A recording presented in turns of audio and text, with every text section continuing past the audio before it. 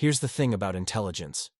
Most people think it's something you're born with, like eye color or height. You either got it or you didn't. And that's one of the most dangerous lies modern psychology has ever allowed to spread. Because the truth is, your brain isn't a fixed machine. It's more like a muscle that's either being trained or slowly wasting away. And right now, millions of people are letting theirs rot without even realizing it. Not because they're stupid, not because they lack potential, but because they've built tiny, invisible habits that are quietly dulling their minds every single day. And the worst part? These habits feel normal. They feel comfortable. Some of them even feel productive. But behind the scenes, they're rewiring your brain for mediocrity. A study published in the journal Neuropsychology found that certain repetitive behavioral patterns can reduce cognitive flexibility by up to 38% over a 5-year period. 38%. That means more than a third of your brain's ability to think creatively, solve problems, and adapt to new situations, just gone.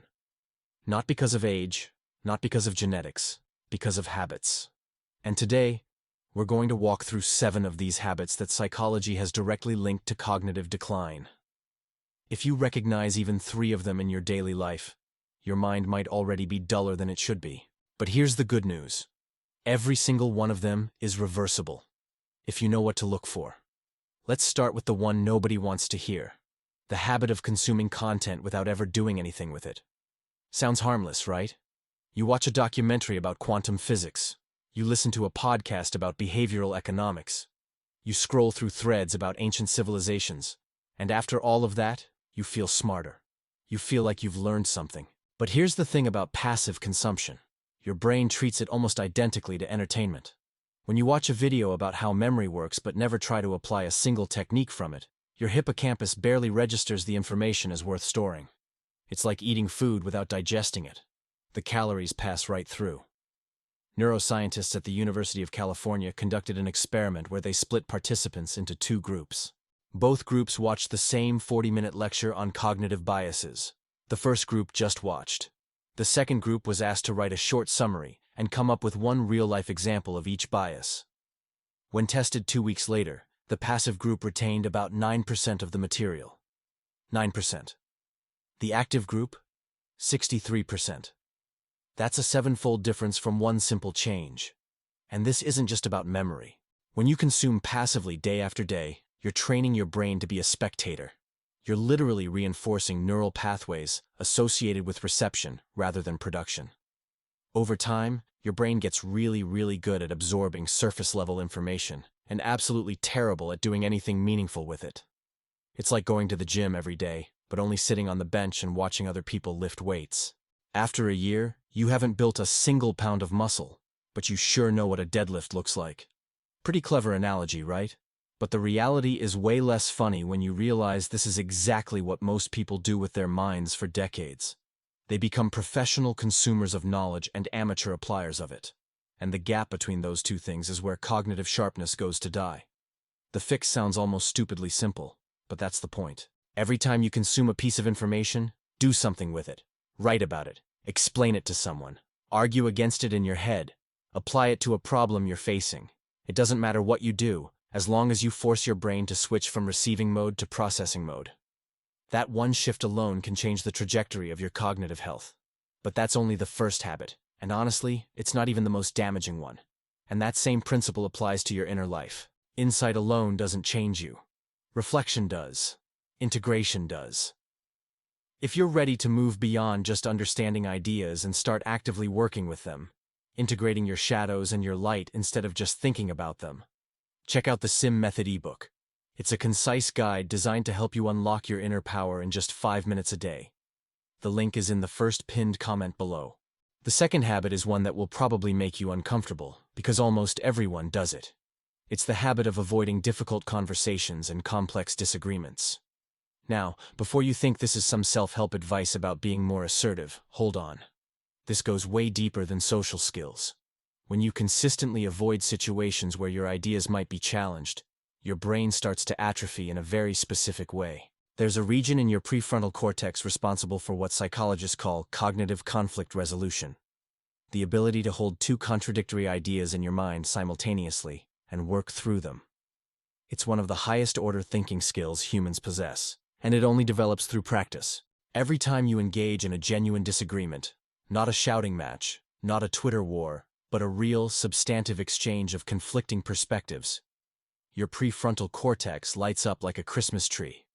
Functional imaging studies show that this kind of engagement activates more neural networks simultaneously than almost any other common human activity.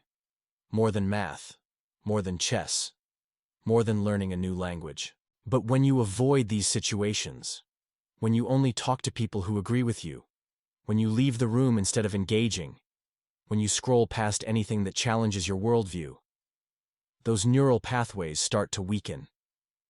It's the neurological equivalent of keeping your arm in a cast for years. The muscles don't just stay the same, they shrink.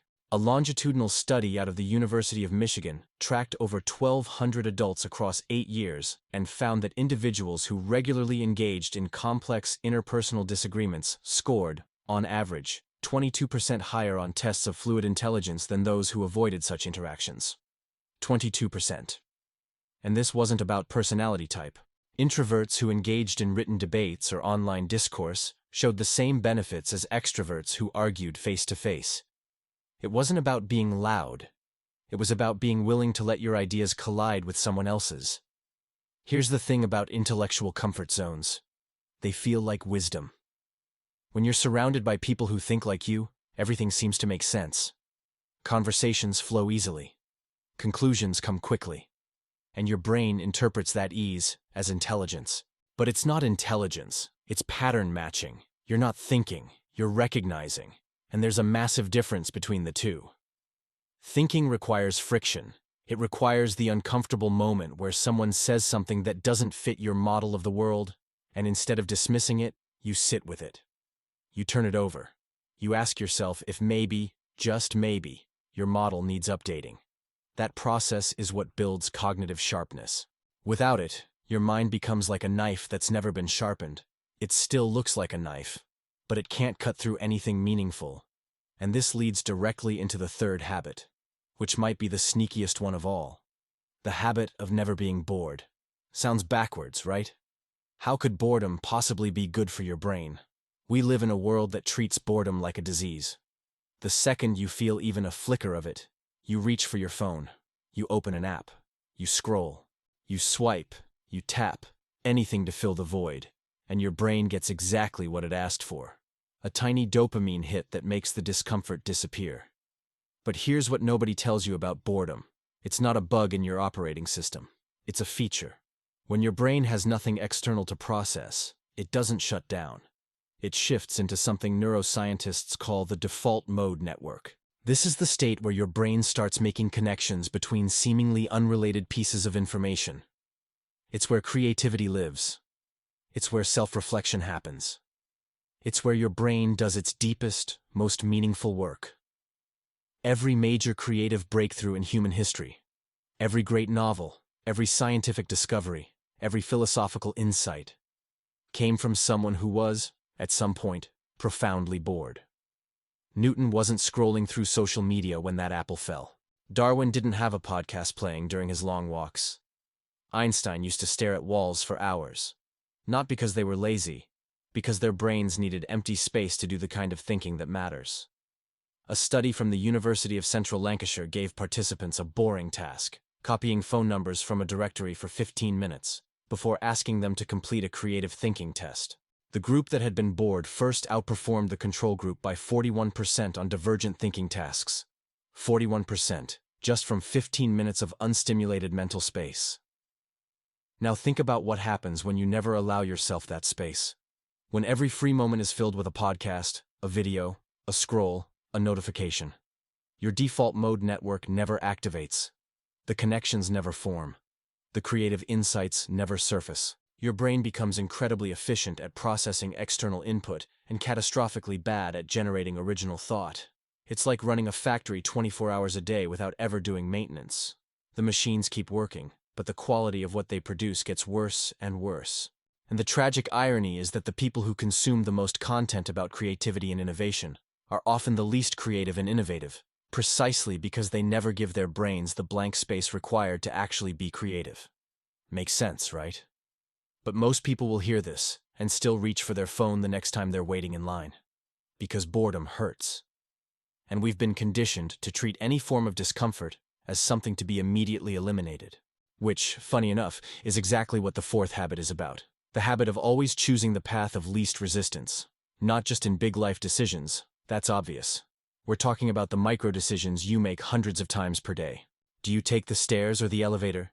Do you calculate the tip in your head or use the calculator on your phone?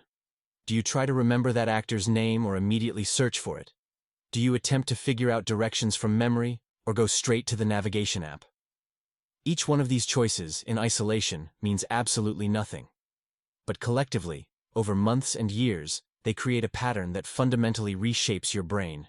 Here's the thing about neural efficiency. Your brain is constantly optimizing itself. It wants to use as little energy as possible. That's an evolutionary advantage when resources are scarce, but it becomes a cognitive trap in a world where technology handles most of the hard work for us. Every time you outsource a mental task to a device, your brain takes note. It says, "We don't need that pathway anymore," and it starts to let it fade. Researchers at Columbia University called this the Google effect. The tendency for people to remember less information when they know it's easily accessible online. But it goes beyond memory. When you consistently avoid effortful thinking, you weaken something called cognitive load capacity. Your brain's ability to handle complex, multi-step problems. It's like training for a marathon by driving to the mailbox. After a while, even a short jog feels exhausting. A team at University College London conducted brain scans on two groups of taxi drivers. The first group had been driving London's famously complex streets for over 15 years, relying on memory alone. The second group used satellite navigation systems exclusively. The differences were visible on the scans. The memory-based drivers had significantly larger hippocampi, the brain region responsible for spatial memory and navigation. The device-dependent drivers showed measurably smaller hippocampi than the average adult.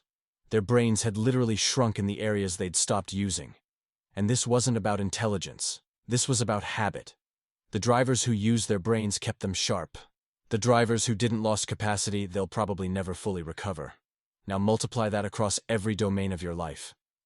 If you use a calculator for every simple math problem, your numerical reasoning declines. If you use autocomplete for every word, your vocabulary contracts. If you use suggested replies for every message, your communication skills erode. None of these things feel like they matter in the moment. That's what makes them so dangerous.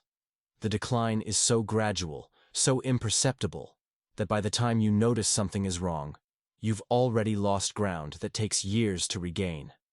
And this connects to the fifth habit in a way that might surprise you.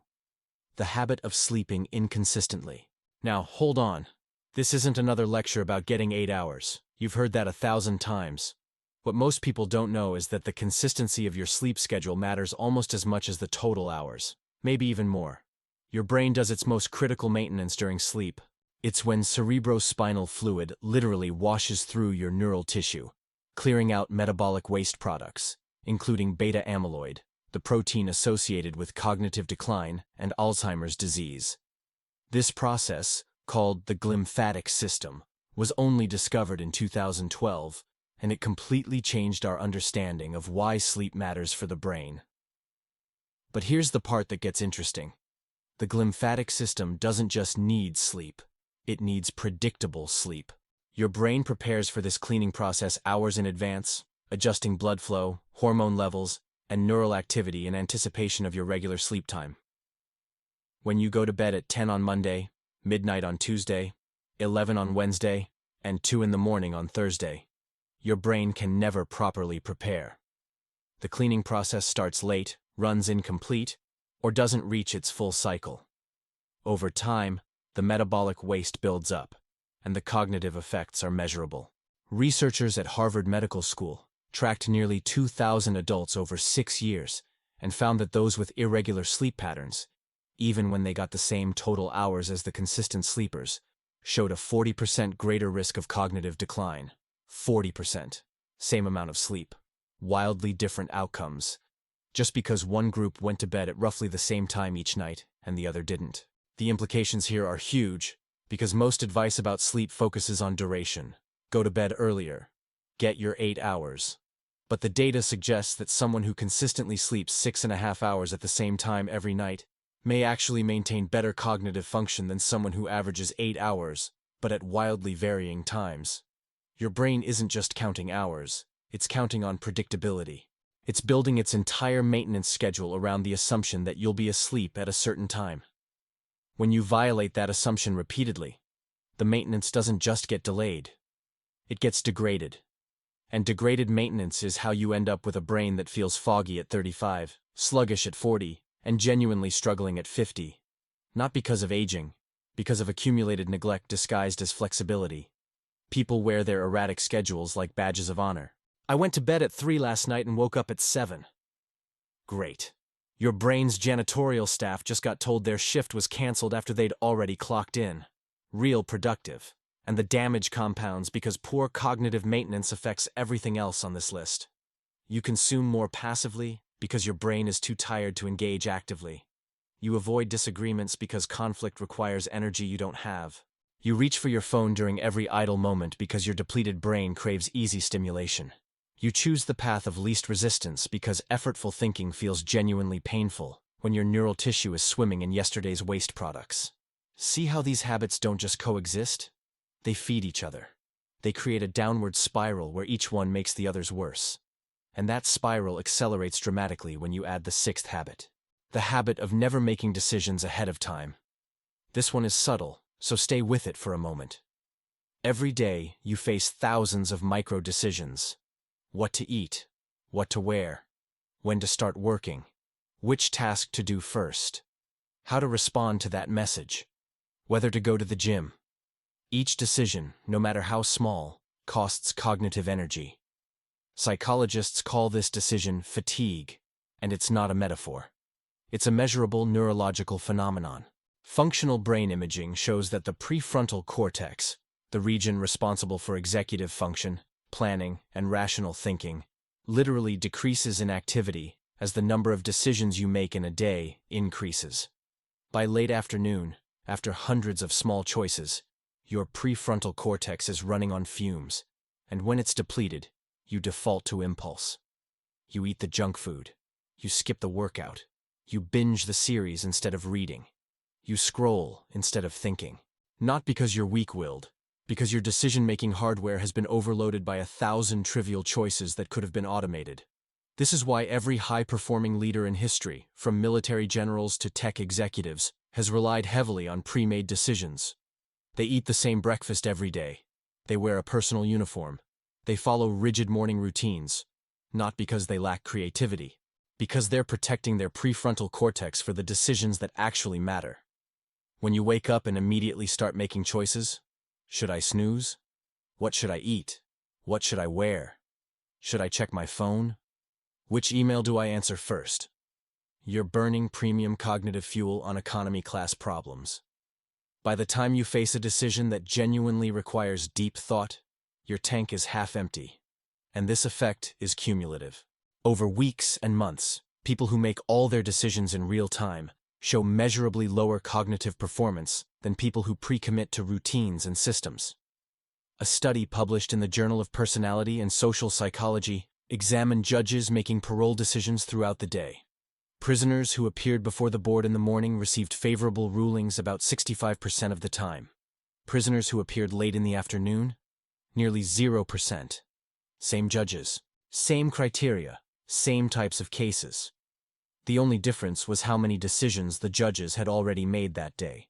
Their brains were literally too exhausted to engage in complex moral reasoning, so they defaulted to the easiest option: deny.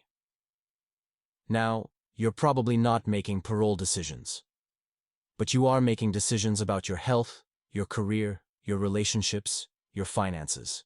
And if you're making those decisions with a depleted prefrontal cortex because you spent the morning deciding between oatmeal and eggs, you're not thinking clearly. You just don't know it. Because a depleted brain doesn't feel stupid. It feels decisive. It feels like you're cutting through the noise and getting to the point.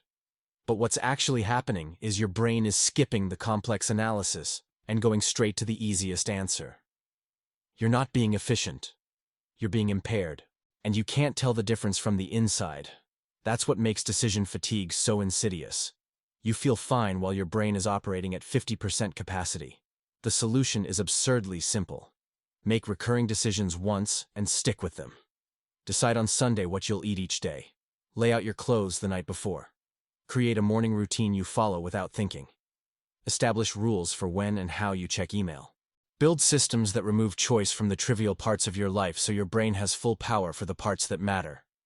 But even if you fix all of this, even if you consume actively, embrace disagreement, allow boredom, choose effort, sleep consistently, and pre-make your decisions, there's one more habit that can undo all of it, and it's the one people are least willing to change.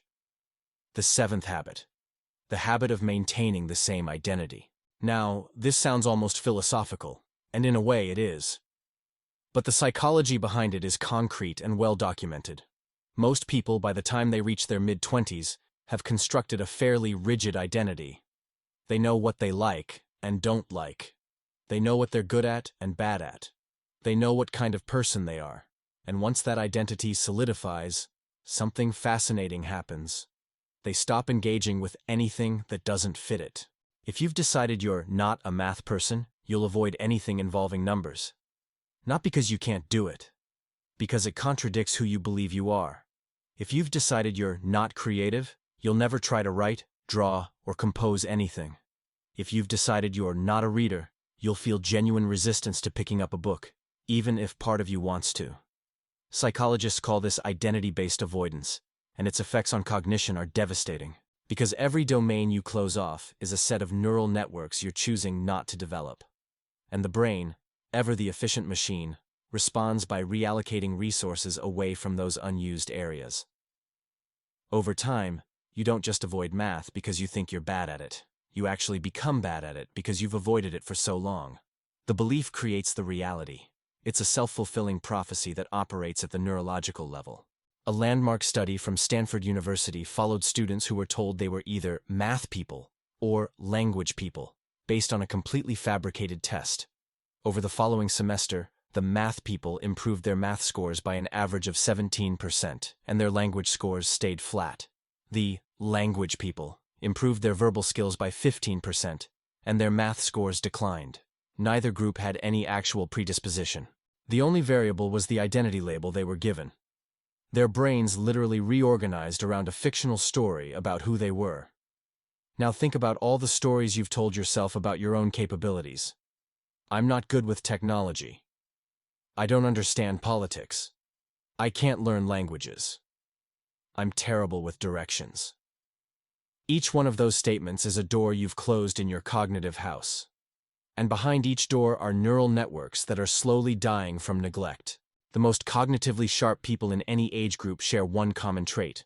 They refuse to let their identity calcify. They maintain what psychologists call a growth identity, where who they are is always a work in progress rather than a finished product. They try things they're bad at. They enter domains they don't understand. They allow themselves to be beginners again and again, even when it's embarrassing.